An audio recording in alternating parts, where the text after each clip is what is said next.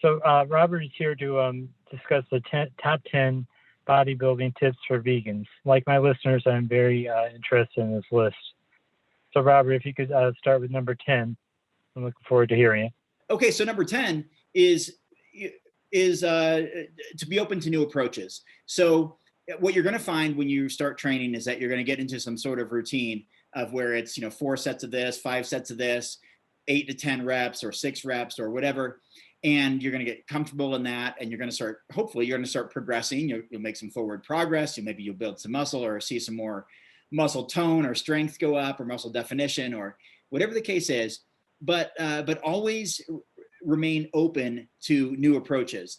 There are techniques, exercises, styles of training that you may have never heard of before. If you've never done, maybe I don't have to define all of these ones, and they're certainly defined in some of my books, but if you've never done supersets or drop sets or giant sets when you're doing weight training workouts, these could be a great new thing to try that could actually change your physique. It could change your strength, your endurance, even perhaps your muscle size or shape. If you can do some of these things like various types of supersets.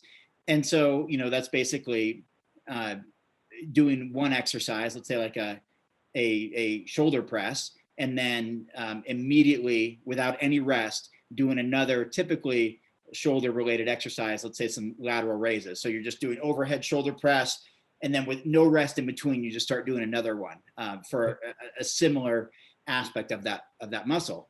It could even be a different muscle group too. You could do a bench press and immediately, even on the same equipment, turn over and do bent over barbell rows for your back. But the idea is you don't want to get stagnant. You don't want to get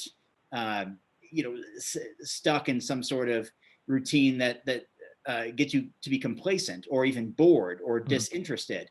And so I think it's very, very valuable for people to consider that, to be open to new approaches. And this is true for nutrition, as it is for training, as it is for recovery, as it is for all aspects of bodybuilding, different types of cardio to do, different types of fat loss approaches, different types of meal timing, pre and post workout nutrition, whatever the case is.